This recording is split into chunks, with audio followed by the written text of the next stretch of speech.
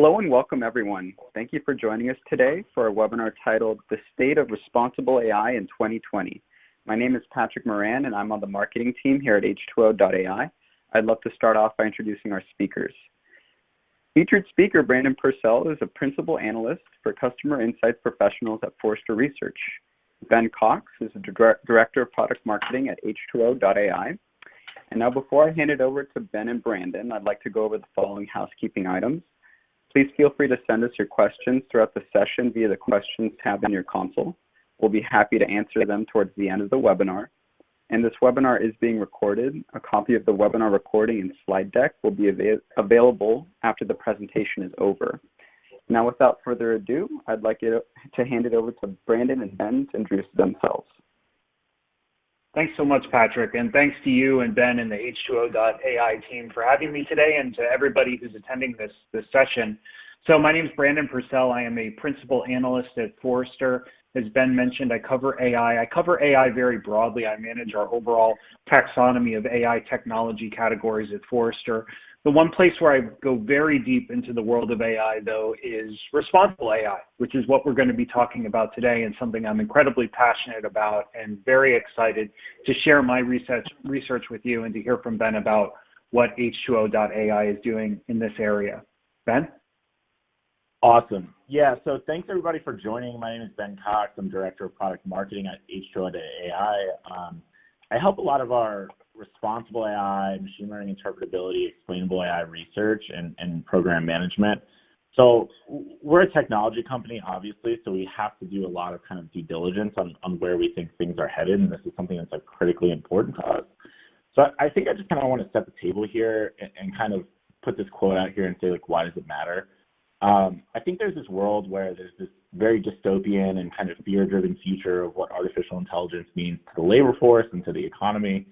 But I want to kind of key in on something very specific in that we see a lot of fail cases in machine learning and AI, and I think it's a factor of we're dealing with technology that learns over time, that has some semblance of agency. And so for us, a lot of responsible AI is how do you build the tools and the frameworks needed for, your company to not end up in one of these headlines, right? And it's not just, ooh, it's bad for PR. There's just a real risk, and it impacts companies and their customers and the people who live with those customers very differently. So I think that, it's really important to be cognizant of everything that you're doing and what your AI is doing. And it's just hard. We're talking about predictive and algorithmic modeling. So it's more important than ever with these types of technologies to take this kind of stuff very seriously. And Brandon, I assume you have some thoughts on this as well. Yeah, for sure. I mean, it does seem like every other week there's a new news story about a way that AI has failed, and it's going to continue to happen. The kind of bright spot in this otherwise dark year is that because of these failures and because people are more cognizant of the risks posed by adopting AI blindly, many companies have adopted ethical AI frameworks where they've espoused certain principles for how they want to develop and deploy their artificial intelligence. Now, different companies, different non-governmental organizations and different governments, they all have different principles, but there are three main principles that I've done research around at Forrester because they're shared by most of these frameworks, and they are fairness and bias prevention. At this point, most people realize that AI picks up on biases within data, and if we aren't careful, it can harmfully discriminate against people. They are trust and transparency. Ben, you mentioned explainability and interpretability in AI, and that's something we're going to talk about at length today. And then finally, accountability. How do we hold these systems and the individuals and entities that are using them accountable for the decisions that they have made? Now, this is important, of course, in many cases from a regulatory perspective, because regulators expect you to make decisions in compliance with existing rules and also upcoming rules and regulations. But on the next slide, Ben, it's also important from a customer perspective too. One thing that we've identified at Forrester through our research is there's an emerging segment of consumers that we call values-driven consumers. These are people who make their purchasing decisions based upon whether or not your company's values and the way you practice those values are aligned with their own. Think of brands like Patagonia, for instance, where there's a very clear ethical value statement. And you can see here, we did some research and asked consumers, if you found out that a company was discriminating against people, even if it was unintentional using machine learning or AI, how would that impact whether or not you do business? And we found that there was a pretty substantial group of consumers, like this 27-year-old female, who said they'd stop doing business with the company if they did so.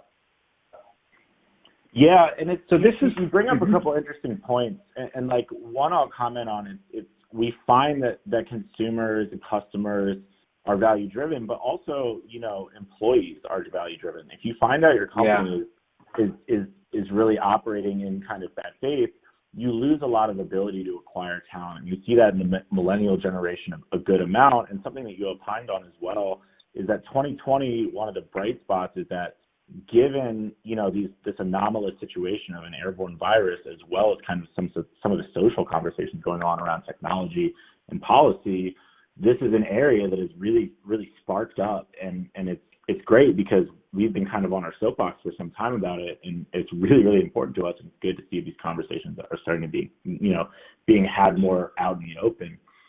So with that, I'll kind of ask you, there have been a lot of companies and methods that have popped up in this past year, and I think it's great. Brandon, are there any specific kind of methods, concepts, technologies that have been, particularly exciting or important as you see it? Yeah, thanks for asking. I mean, I just finished a report on the different methods and the vendors who have these methods in their responsible AI solutions. The reason that there is such a focus right now on explainability in particular is because not all machine learning models are created equal. Here we see two different models for determining creditworthiness. One is a more classic decision tree-based model. You can see there the structure of this model is very clear. You can see how the model is making a determination as to whether or not to extend a customer credit. On the right-hand side, you see an abstraction of a neural network where you have input layers and output layer that's determining creditworthiness, and then you have all of these hidden layers of neurons or perceptrons in the middle, and you can't really open up the hood and understand how that model is arriving at that very important and very highly regulated decision. Now, fortunately, there are some solutions for solving this black box problem. On the next slide, it's just a depiction of one popular solution today, which is LIME, Local Interpretable Model Agnostic Explanations, which basically takes that neural network or other highly complex, maybe convolutional model, and perturbs the inputs into that model to see how that changes the outputs. And by doing so, actually creates a surrogate post-hoc model that is simple. In this case, you can see it's a simple linear model that explains at the individual level, how those different predictions are being made. So you can think of this as post-hoc surrogate explainability. And so when it comes to determining what type of method that you want for explainability, on the next slide, there are a couple of different dimensions you have to think about. One is whether you need to have full transparency into the model, or whether you can get away with what I just showed, which is basically using any sort of model, but then creating this post-hoc surrogate model for explanation. So in some cases, you're going to need full transparency. In some cases, you can get away with interpretability. You also need to understand the level of the explanation. So should you have the explanation at the individual record level? For instance, with credit determinations, customers don't really care about your overall credit risk model. They care about why they were denied credit, right? Or an extension of credit. And so you want to have a local explanation there. Why did the model make the decision on that particular customer? Whereas in general, regulators want to understand the overall model itself. So they want a global explanation. And based upon which of those dimensions are most important to you, now you can start to decide which explainability method makes the most sense. Old school AI techniques like decision trees and even non-machine learning rules-based techniques are inherently transparent. So in the most regulated, the most high risk or high consequence use cases, you may opt for them. What I'm finding today in my research is that many data scientists are actually using SHAP, you can see here the shapely additive explanations to have both global and local explanations using an interpretability method on their models. Yeah, so it's actually pretty interesting. You know, you list out a bunch of methods here, and I think H2O, I think we do them all. We really take sort of an end-to-end approach in terms of giving customers the ability to use different methods at different points in the data science supply chain across the vendors, and some are much more narrow, some are much more broad. Do you find success with broader ranging vendors or technologies, or do you find a lot of success in more narrow scope? You know, we specifically focus on the best kind of shop in the marketplace. Mm-hmm. Yeah. So it's a great question. What I found is, like, just doing a report on the vendors in this space, is that many vendors tend to focus on one single aspect of the AI lifecycle or the data science supply chain. So you have vendors that I call explainability engines. In many cases, they're verticalized. So certain vendors focus on, they have an algorithm that is inherently transparent that they say is just as accurate for building credit determination models for banks, or hiring models for human resources. But they're just focused on the modeling aspect itself. What I find when I look back at the enterprises who are actually adopting this, where the demand is coming from, they're much more interested in getting value from applying different explainability approaches across the life cycle. So starting with the actual business objective itself, where are their vulnerabilities? If we had this model, how would different stakeholders react to different decisions that this model might make? What's the level of explainability we need? Then diving into the data and understanding, are there potential, discriminatory factors in the data? Then the modeling, and so on and so forth. So it's important, I think, for organizations who are adopting AI to take an end-to-end approach, either partnering with a vendor who has, end-to-end responsible AI capabilities, or partnering with a number of vendors to address each stage in the data science lifecycle. Sure.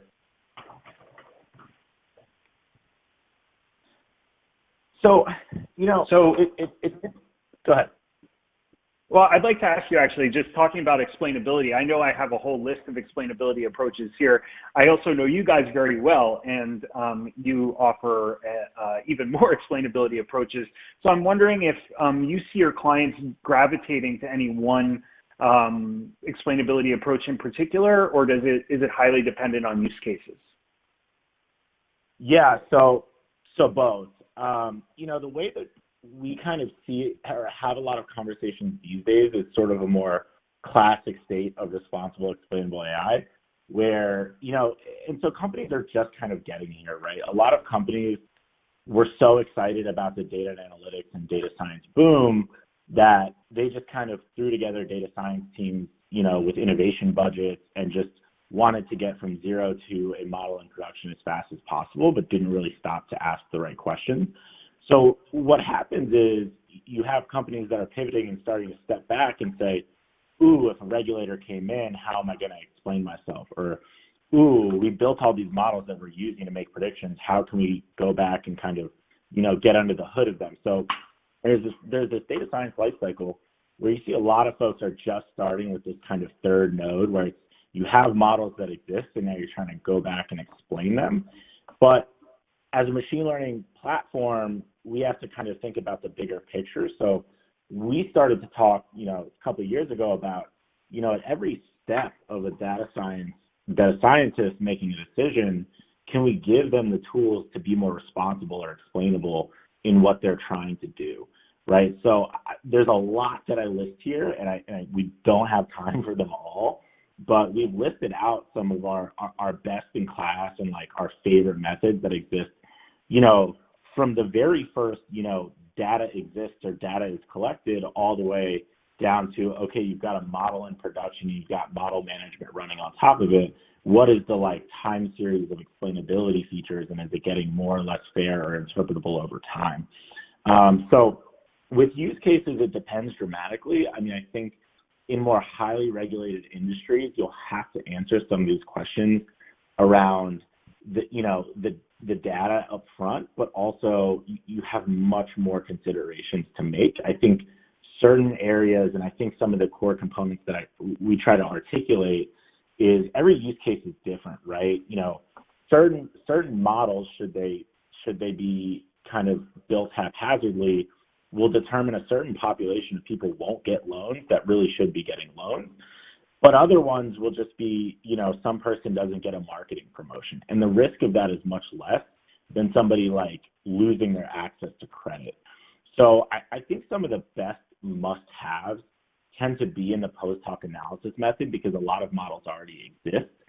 But besides that, I think some things that are really good are things like monotonicity constraints on your features, very good hyperparameter tuning, and intuitive feature engineering.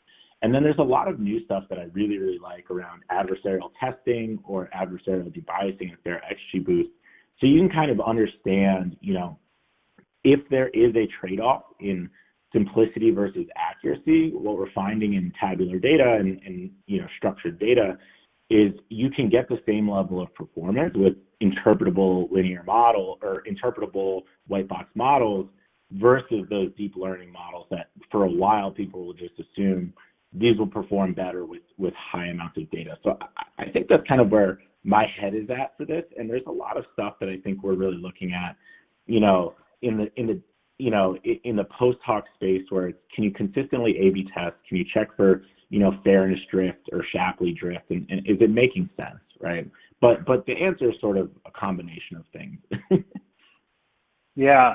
So there's a couple things there, Ben. I mean, one point that you made that I think is just really important I want to reiterate is that it seems like this trade-off between explainability and accuracy may be going away over time, thanks to these techniques, right? So that's, I think that's a really big deal because of, you know, many data scientists, I think, still think in those terms. The second thing I think that's important about explainability is not just for regulatory reasons, not just for trust in the model, but also when you can see the way a model is actually making decisions and identifying the patterns that it finds correlative with some output, that's additional insight for your business, right? That your business can use to, you know, improve the efficiency of operations or increase customer engagement or whatever that model is going to be used for. So, you know, there's the output of the model that's going to be useful, but there's also the inner workings of the models and the, you know, the predictors that may be counterintuitive that you didn't know existed. Yeah, that's actually, you make a really critical point there, and I think it doesn't get said enough.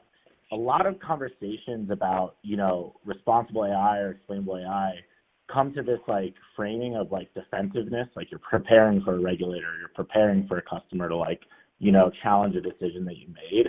But I like to compare the importance of explainability to sort of like, you know, when digital transformation started, you had these like banking applications, and historically you would just see transactions that were being made. And you would say, okay, let's use this data and determine who's likely to buy this or cross-sell this. But there was this world where they realized, oh, there's metadata from these applications. What are click-through rates? What are response to promotion? What are, you know, the time that people spend on certain, you know, UIs? And those had tremendous amount of signal for companies to drive value and figure out like an informed product decision, strategy decision. And that's largely how I think about explainability these days, where, you know, whether or not you're learning that a model is unfair and you need to shut it down, what you're learning about as you do explainable AI and responsible AI over time is this deep metadata of what your machine learning is saying about the population of your customers, of your data, and it gives you this deep second order insight that I think is super, super valuable. And I think it doesn't get said enough, right? I think there's a really like offensive purpose for explainability that just drives a ton of value and gives you a real deep operational understanding of like what your company is really trying to achieve. Totally agree. Yeah. Yeah.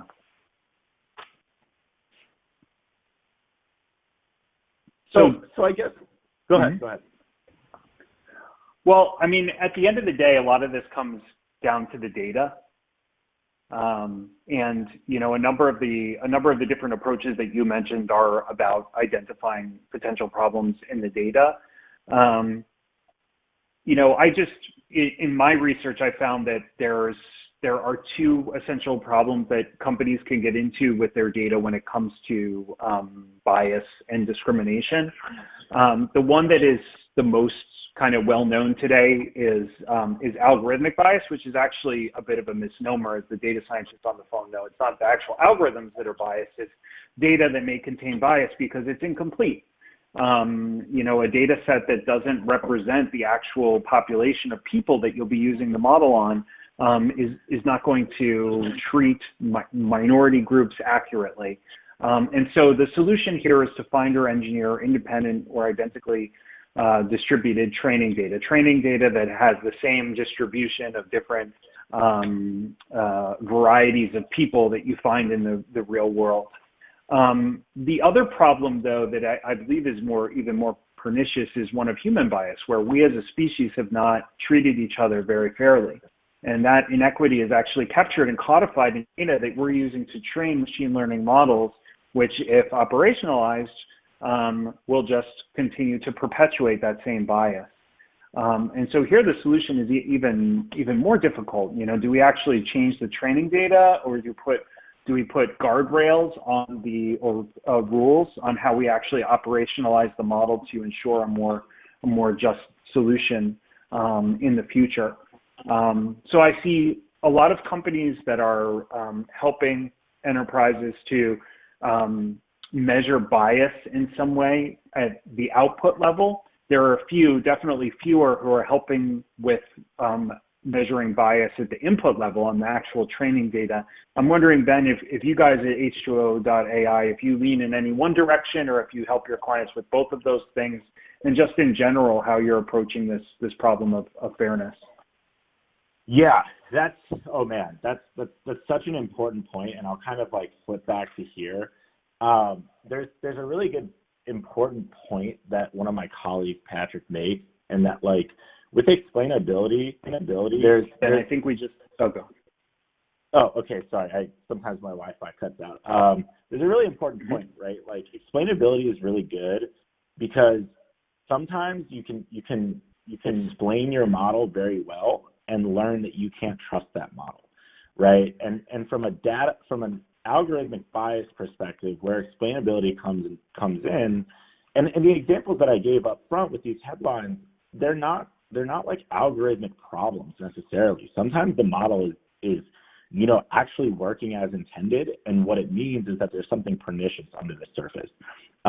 So there's one component of where what we try to do from the front end is give tools to sort of highlight problems in your data early on in terms of population imbalances, target imbalances, data quality, because a lot of what happens is that, data science has spun up so fast that we have a lot of practitioners who aren't really experienced in kind of like experiment design or behavioral science and understand that the way that we collect or pipe in or create data is very, very indicative of how those models are going to perform. And I think that it's critical because you need to be able to identify if what's actually happening is your algorithm is performing well, but what the problem is that the way that the data was collected, whether it was human or whether how you design that data collection system is causing problems in the modeling method. And it's not that the model is inaccurate, it's just that it's responding to things. And that's where explainability really thrives, both on the front end of doing just classic good EDA and understanding the profile of your data and how you got there, but also around understanding if your model is drawing to your attention something, and then that's where like kind of data science or domain expertise can really come in and say, ooh, that's right, these data collection systems or data management systems have a weird kind of quirk there, or our operational practices are less than great. So that's kind of my response there. And there's this whole ecosystem of data collection bias and data creation bias that a company, Partnership on AI, does a really, really good job of digging into. And that's a much bigger issue that we have at hand. And we just try to give the most tactical tools that somebody's ready to model to kind of flag that early on. Yeah. Just speaking of data collection bias, a couple of weeks ago, Stanford published a research paper from the medical school that did research on diagnostics, AI-based diagnostic tools in medicine, and found that of the dozen tools they looked at, something like 71% of the training data for their computer vision systems was from the states of Massachusetts, New York, and California. And that's, a data collection bias. So exactly what you're talking about. Ben, there's a number of different, you offer a number of different explainability techniques. What I find is that often, no matter what technique you use, explainability is in the eye of the beholder. Not every actual stakeholder of an explanation is going to have the same level of familiarity with machine learning and these different techniques. How are your clients at H2O.ai starting to adjust their explanations to meet different types of stakeholder expectations or, of levels of familiarity with machine learning? Yeah, so that's actually a phenomenal question. I'm going to kind of point to this chart here. We recently wrote a book called Responsible Machine Learning by O'Reilly. O'Reilly published it. And one of the things that we wanted to do was talk about the frameworks and processes that this kind of fits into, because we don't want to just say, oh, here's a bunch of tools, go for it.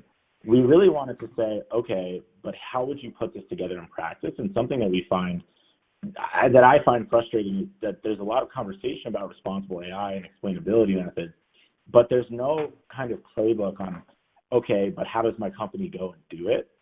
So we wanted to say, all right, with the appropriate sets of tools, what would be the ideal workflow? And one of the reasons that this matters is because financial services firms have been doing things like, been adhering to regulations like model risk management, SR 11.7 for years. So they have a really clear understanding of what do they need to do in terms of how do I need to document my model? How do I need to manage my model? How do I need to talk about the universe of models that we tested? What was the data that went into it?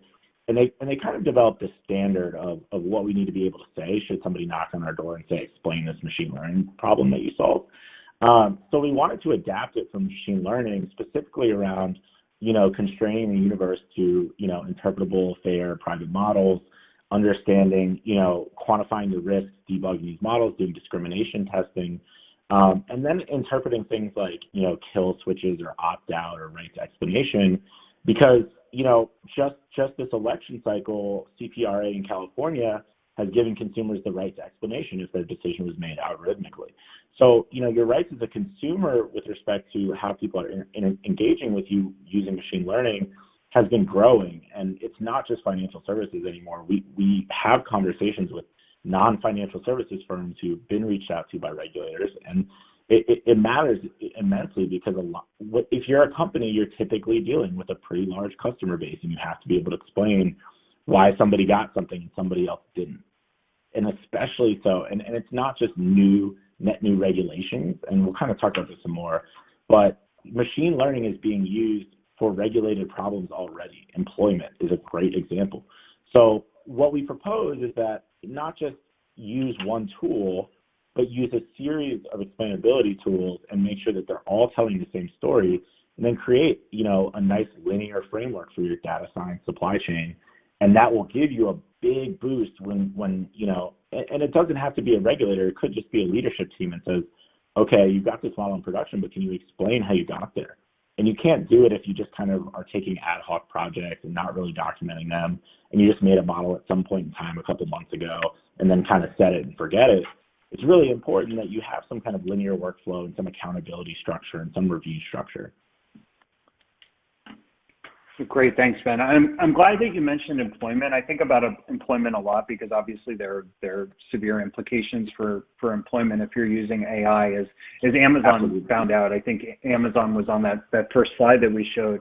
And to their credit, they actually jettisoned that program, before they operationalized the model and ended up just perpetuating the gender disparity that already existed. But with something like employment, ways actually to ensure that your employment is fair, right? You could engineer it so that you hired 50% males and 50% females, but that might not be fair. Maybe one of those groups just statistically has better qualifications. And so you want that to be reflected in the model. How do you help your clients measure and assess fairness using different approaches for different use cases? Yeah, and that's a great question. And let me kind of click forward and make a blanket statement that I'm not an ethicist, and that a lot of times when this comes up is that, what is fairness, right? And so one of the things that we did recently was we partnered with Discover Financial Services and BLDS to write this paper on a proposal for fairness in credit lending, right? And one of the things that we've built is, so one of our favorite things to do a fairness or discrimination test is disparate impact analysis. You essentially want to see if one population is being treated disparately from another. And there's a couple ways, there's a couple sub-calculations and sub-metrics that matter for that. Adverse impact ratio, SMD, ME. There's a couple different ways to look at it. But the gist of it is this. You want to be able to see if women are being treated disparately from men, are non-college or non-high school grads being treated disparately from college educated. Do you see an ethnic disparity between who's getting loans and who's not? And so why this is really good is because, you can record these features over time as well, and you can understand if your average, disparate impact ratios are trending positively or are trending negatively in terms of what you're trying to accomplish. And fair lending is a great place because this conversation has been had for years. And for a while, it was the reason that machine learning wasn't really creeping into this category of finance. But with things like disparate impact and a variety of submetrics, you can really draw attention to what groups are being treated disparately. So this is kind of what we use for this. Great, thanks. And that disparate impacts can come from, as I mentioned before, that there's human bias. So, historically there have been social biases that are codified in data, and then algorithmic bias where, there are underrepresented groups in data. We often see this with computer vision, for example, where data sets that are trained on people's faces have a disproportionate amount of Caucasian faces and not faces of people of color, and that's led to serious problems there. Have you helped clients deal with this problem of algorithmic bias and underrepresented groups in their data sets, and if so, how?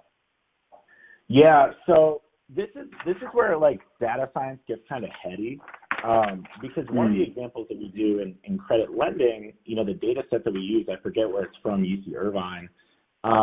It's a data set where you see that in the marital status category, it's single, married, or other, and it flags the disparate impact on other. And what it's actually saying is not that this group is being treated disparately, it's that there's a sampling problem, right? This other category is just highlighting a very small population, so there's a much smaller margin of error and there's a much less representative population.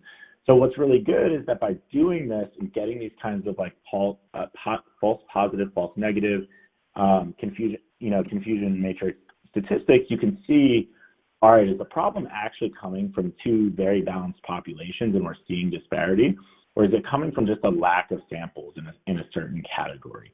And what's great about these metrics is it highlights the problem. It gives you a data point to really stick to and then redesign your experiment.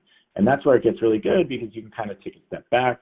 And then also there's a world where you can kind of start running models that say, okay, if I want to, if my main goal is accuracy, but my second goal is fairness, whether it's average fairness across all categories, what's the Pareto frontier of the trade-off between AUC and overall, adverse impact ratio?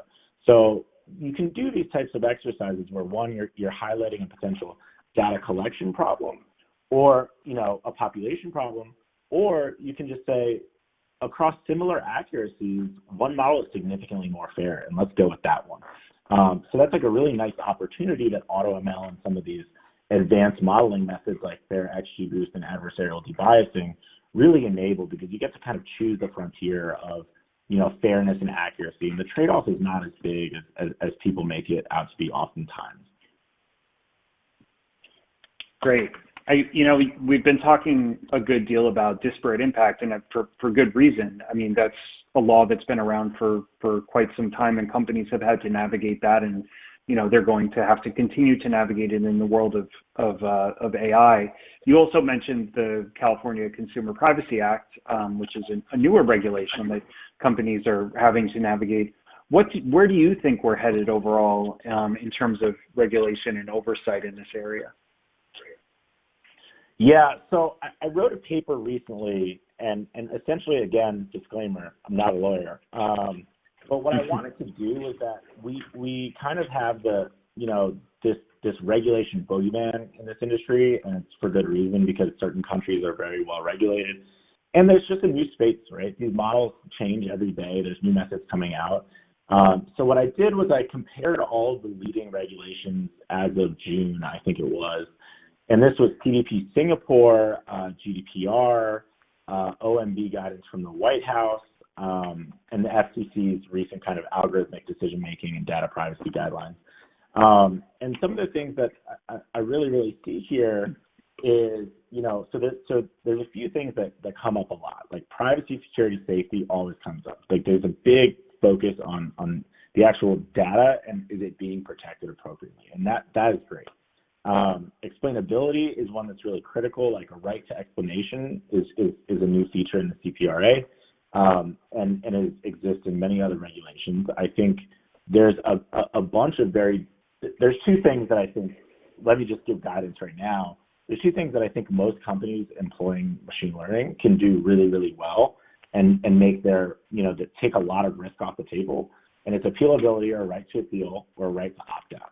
A lot of kind of legal question marks come from the ability that you're opting in people or forcing them to opt in, and you're not giving them the right to appeal or a right to explanation. If you do those things, I think you'll find yourself in a much better position going forward. But a bunch of other things that go on are similar to traditional like SR 11.7 and model risk management, where it's around the level of automation, human governance, oversight, risk management, disclosure, transparency. Are you doing ongoing monitoring?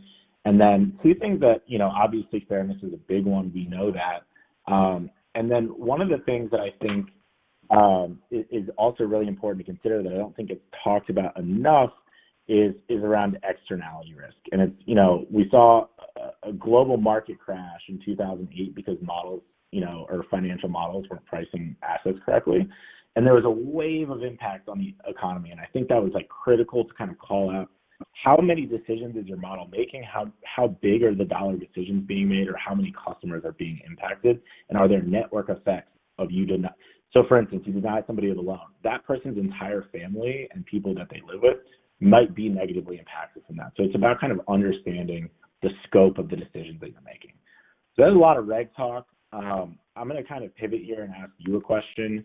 There's there's a big build versus buy industry question, right? It's how do companies decide whether they're going to acquire some machine learning, they're going to build some, and I see very few companies purely building internally, and I see lesser so companies going out and buying everything. What is your kind of view on the data science supply chain and software vendors in the mix versus build versus buy?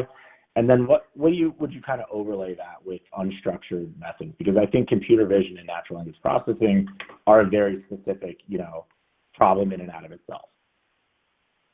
Yeah, well, it's true. I mean, we see the same thing, that by far the majority of companies are buying some form of AI. So very few companies are building everything internally. Either companies are buying components, as you see here, and I'll walk you through in a second, or they're buying solutions that have some sort of AI embedded within it.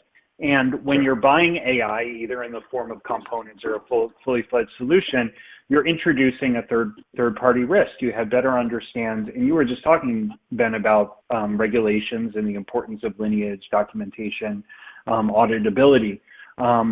So it speaks to the importance to understand what the AI supply chain has been. And this comes up quite a bit with with unstructured data use cases. Here you see the AI supply chain for a driverless vehicle, where there may be multiple different third parties involved in the creation of that eventual system.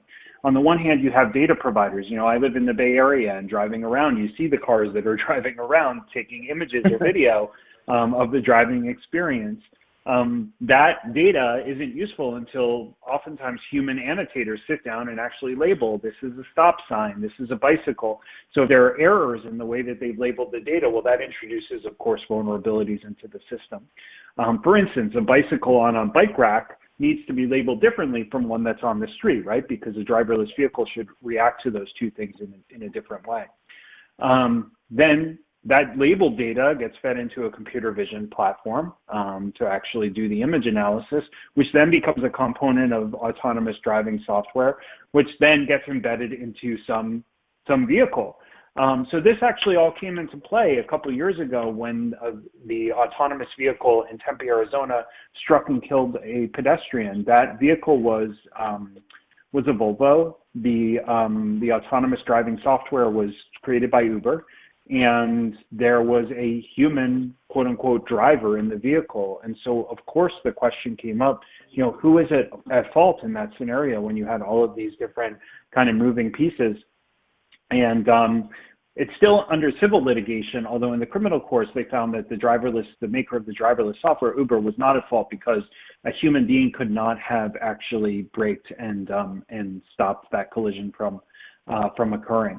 I think we're going to see a lot more of these situations where you have multiple third parties contributing to AI systems, the system ultimately, you know, making an error like the ones that we saw before, and then lawyers pointing the fingers at every single link in this chain. So I think that if you're a lawyer, it's great news because you're going to have a lot of business going forward. If you're a company purchasing AI, it means you have to do really effective due diligence, third-party risk management when selecting your AI partners. Ensure that AI partners have their own due diligence in place. And what I've seen some companies even do is take a page from manufacturing, where there's been the bill of materials for many years, and create an actual software bill of materials enumerating the different elements that went into the AI supply chain. I couldn't have said it better myself. So I think, go on. Oh, no. Finish your thought, please. I think I just have closing thoughts after. Yeah, well, I wanted to ask you where you think we're going from here. I mean, you're talking to clients every day. You're incorporating new features and functionality to meet the demands for responsible AI. What do you think is next? Yeah, so we wrote this book, and the whole purpose was, okay, how do I do it? Because I think there wasn't enough of that. And the thoughts that I'm going to kind of put forward here aren't particularly like complicated, right? I think from a data and algorithmic bias perspective, I think this is always going to be the starting point. If you don't understand the data that you're piping in, you're just going to fail. And you're just taking on a lot of moral hazard in machine learning. I think it's really important. You know, obviously using technologies that can enable that is critical, right? And because it's hard. We're talking about big data. You know, there's nobody who can scroll through billions of rows of a spreadsheet or, you know, Python data table.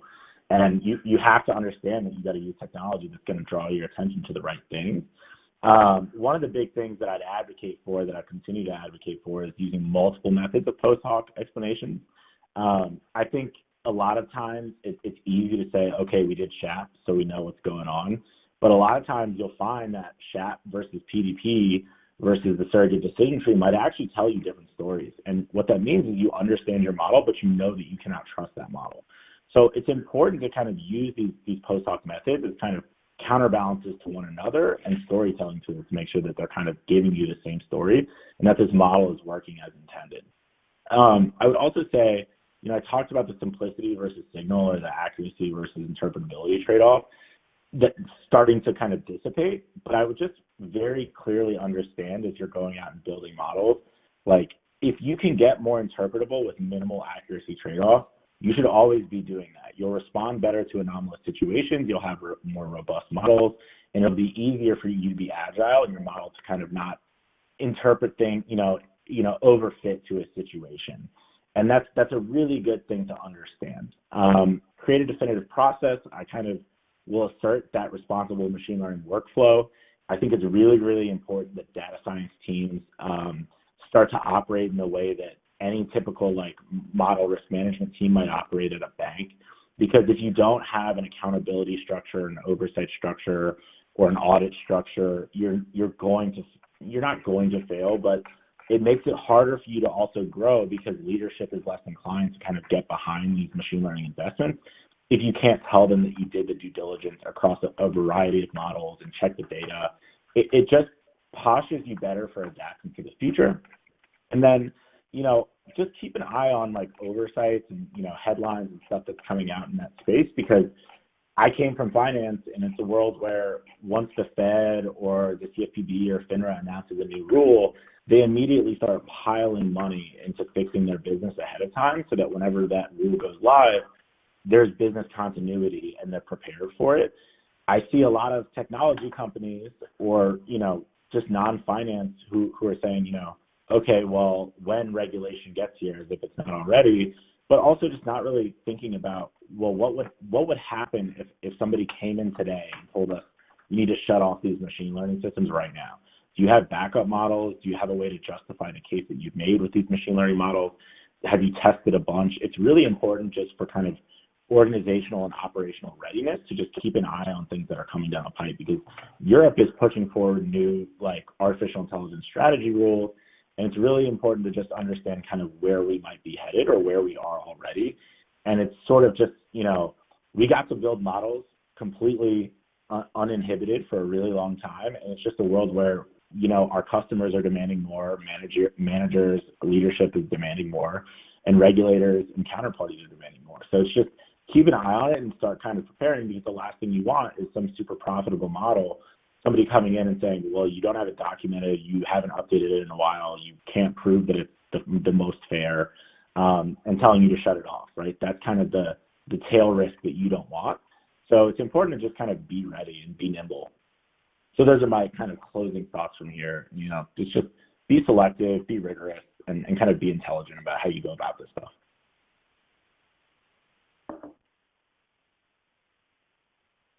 Great, thanks, Ben. I think that's a great view of where we go from here, and I think we're ready to take some questions from the audience. Great. We've got a lot of great questions in the chat window. We'll try to get to all of them with time permitting. So first question is, can you address the difference between explainability and what should be revealed versus protecting the IP behind the algorithm? So, and I can take the first. I'll take this one. I'll take a first stab at it. A lot of conversation happens around proprietary questions. The reality is most companies that are doing machine learning right now aren't using proprietary algorithms. They're using proprietary data. So most companies are using pretty public libraries, or they might have made a slight twist on an existing model. And telling a regulator that isn't a risk, right? You're just we're using XGBoost, but here's what it's saying in our data. And as long as you don't kind of you use your typical privacy around data, no customer protected information, or that kind of stuff, it's not really an issue. Now, where it kind of becomes an issue is like algorithmic trading firms that have built, a very specific model to trade the market. But I don't see it happening in a lot of kind of consumer or customer facing. It's just about if somebody were to ask you to explain your model, you don't have to necessarily show them protected customer information. That typically shouldn't be involved in the first place, so it shouldn't be an issue. If you have any thoughts there, Brendan, you're more than welcome. Totally agree. I mean, I was going to say, I think the world of machine learning algorithms is getting increasingly commoditized, meaning, everybody has access to pretty much the same libraries of algorithms. So the differentiation in these models comes from data, having better, more relevant data to your use case, maybe alternative forms of data, certainly in the capital market space. That's what many hedge funds are focused on. And then also on what you actually do with the outputs of these models. In many cases, these models are just distilling data into better information for making a downstream decision. That decisioning is still another piece of IP that you certainly don't have to divulge to a regulator in many cases. Yeah, that's a really good point, that there's a world of machine learning that's not, nonstop predictive models making decisions like per second. There's a lot of worlds where data science is kind of exploratory, and you just are using a big machine learning model to churn through billions of data points to kind of tell you which way the wind is blowing. And then operationally, that's kind of on you, where you go next. Mm-hmm. Great. Next question is, what is the difference between Lime and counterfactuals? Are they very similar? That's all you. I would say I would say that they're very similar. The way that I understand the difference is that counterfactuals are used to identify what is the minimal change that I can make to a specific variable or field or attribute within data that would end up changing the output of a model. So with counterfactuals, we're very interested in one specific variable. And often this comes up in fairness, where you're trying to decide, okay, if the model has gender in it, if we change the gender of this one case from male to female, does that change the output of the model? If so, we probably have some sort of ethical or responsible problem with this model. Lime, on the other hand, is concerned with all of the variables that contribute to the output of that model. Yeah, and I'll actually just add a point to that. I think counterfactuals, or types of sensitivity analysis or adversarial models are really interesting, because one of the things we didn't even get into today was privacy and security. And the reality is that we talked to is that machine learning models can be hacked, and a lot of times it's by just kind of brute forcing and testing against some customer facing machine learning model and figuring out what features would be tweaked a little bit to change that model from a yes to a no, and kind of back solving for what that model's feature weighting is. And that's one of the things that I think doesn't get talked about enough, but counterfactuals in multiple ways can it's sort of like white hat hacking yourself. Mm-hmm. All right. What do you think is the readiness of our profession on being able to adequately meet demand for explainability? Are there enough of us or too many? Oh, man. I'll take a first stab at this.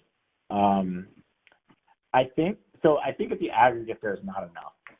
I think I would love if every data scientist took all of this stuff extremely seriously. I think we've developed as an industry so fast that it's just now getting here. What I think we do have a lot of that I'm really excited about is fairness researchers. Like every day I find out about a new, kind of fair model that came out, or a new fairness group that's developing. So it's really exciting for me to see, this democratization of actual fairness research.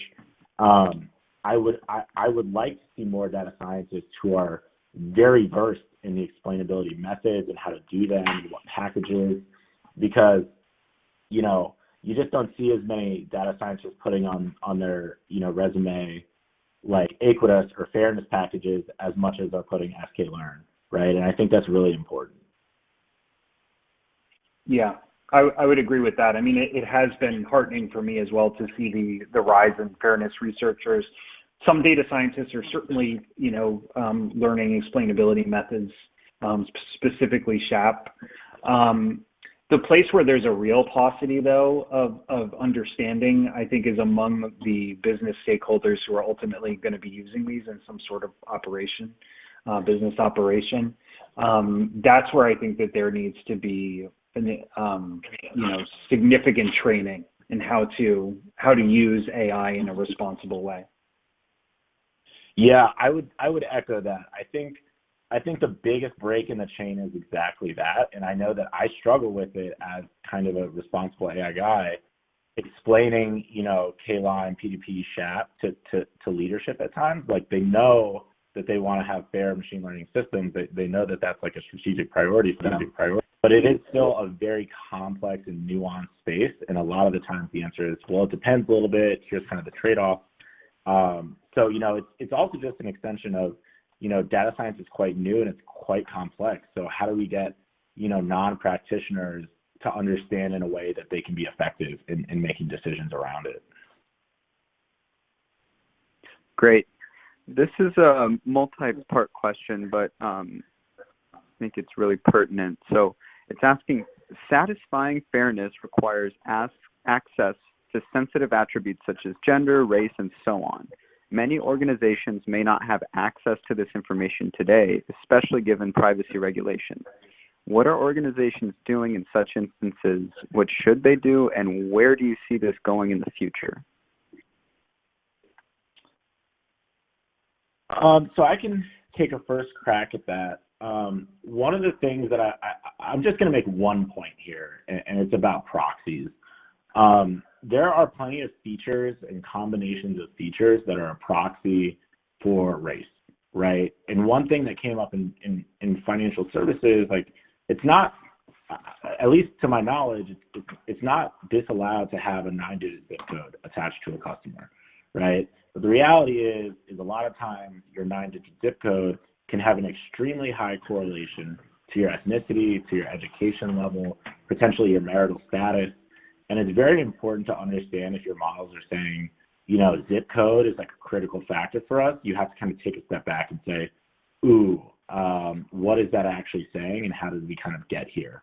And that's like a really important thing to realize. Like, even if ethnicity has been stripped, you have to come in with kind of a domain expertise and say, which combination of these features might be implying something that's protected. And if you can kind of understand that you stripped all of that, and it's really not, reverse engineering whether or not somebody is single or married, or what gender or ethnicity they are, then you'll be in better shape. Yeah, that's my answer. It's a good answer. I mean, I paused, Ben, because I haven't seen like a great response to this. As a matter of fact, for a long time, I've wanted to write a report or a blog article, like to make AI colorblind, we needed to see color, because, if you really do want to test for these things, you have to have these sensitive attributes.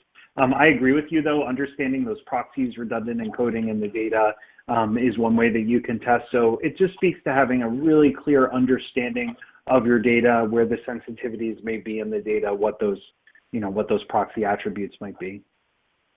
Yeah, and this is the case for humans in the loop, right? If you just are taking raw data without analyzing it and feeding into a model, you're just taking this risk on. And there's just so much historical human collection algorithmic context to like how you ended up with that data set. And it's really important that you know it so you don't fall into these kind of traps, right?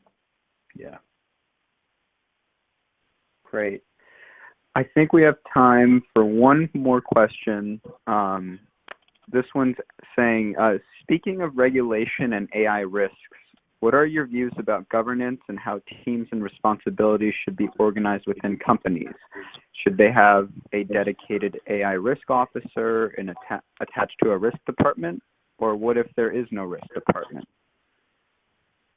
Yeah, so I'll take a quick stab at this, and then Brandon, feel free to jump in. I mean, in that workflow, there's also, I'll show you something that I actually didn't show up front. This is kind of what we propose as a hierarchy. We understand that not every company can have an internal GRC function or a full chief model risk officer, but in a perfect world, this is how we would see that hierarchy look. And at the very least, if you can't afford each of these kinds of like tactical governance and model risk management units up here, just to understand that you should at least have a very linear, organized, and accountable process. So at least if a data scientist, creates a model that has big public risk, that you can actually hold them accountable for it.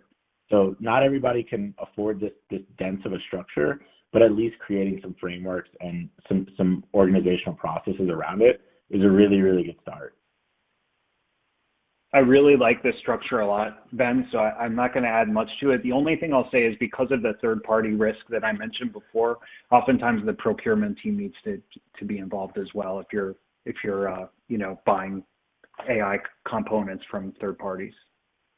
That's a phenomenal point. I want to go in and edit it now. All right. Well, thank you, Ben and Brandon, for taking the time today and doing a great presentation. I'd like to say thank you to everyone who joined us as well. The presentation slides and the recording will be made available on our BrightTalk channel, and we hope you have a great rest of your day. Hey, thanks so much, everybody. Thanks, everyone.